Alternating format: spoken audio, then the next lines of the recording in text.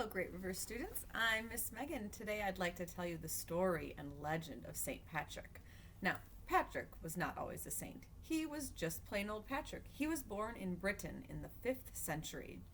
Britain, which we now know as Great Britain, at that time was a much larger area than the island. Well, he lived with his family in Britain near the coast. And when he was about 16 years old, a group of Irish pirates came and raided the coast, and they captured Patrick and separated him from his family, taking him to Ireland, where he was sold as a slave.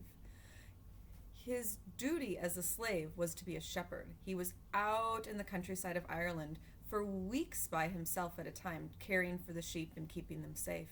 During this time, he was incredibly lonely and heartbroken to be separated from his family, but he found solace in God. He spoke with God and talked with God and considered God as his friend, and his faith really blossomed during this time.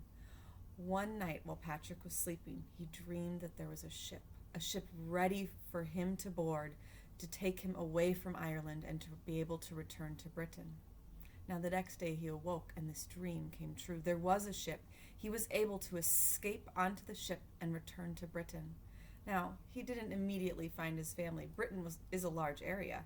He traveled for months trying to return to his family. At one point, he was captured again as a slave. At another point, he had almost starved to death.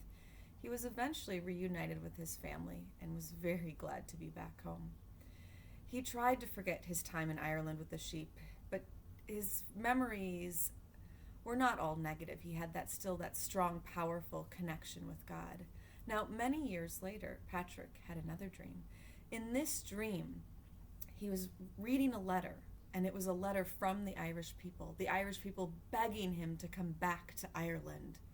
When Patrick awoke the next morning, he was quite unsure of this dream. He was not quite ready to return to Ireland. His memory of slavery was still quite raw in him. But years later, he recalled this dream and did in fact return to Ireland. Now, when he returned to Ireland as a full-grown man, he wanted to show and teach the Irish people about his God, which Patrick believed there was one God. Many of the Irish people at this time, we call them pagans today, but had many, many gods. Gods for the seasons, gods for different animals, plants, the sun, the moon, everything had its own God.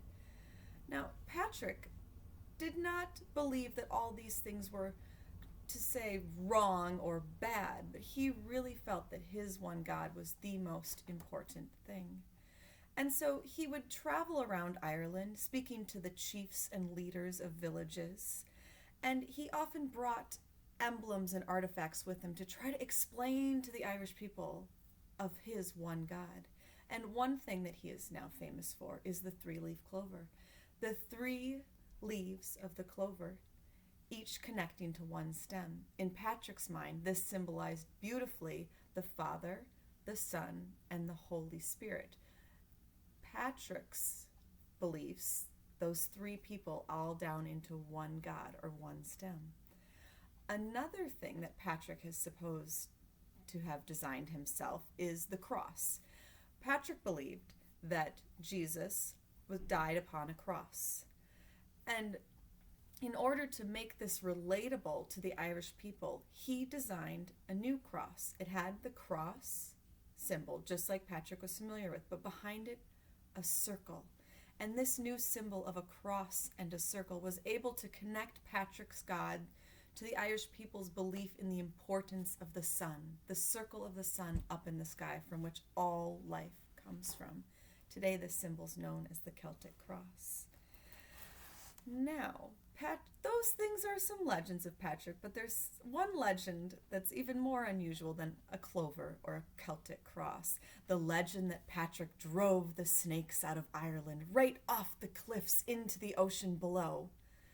He is often depicted doing this very act in a stained glass window or a painting with his large staff driving the snakes out of Ireland. Now, this is most definitely a legend because scientists have researched through the layers of rocks in Ireland and have come to understand that snakes have never, ever, ever in all the millennia lived in Ireland, but it is a legend that is still associated with Patrick even to this day.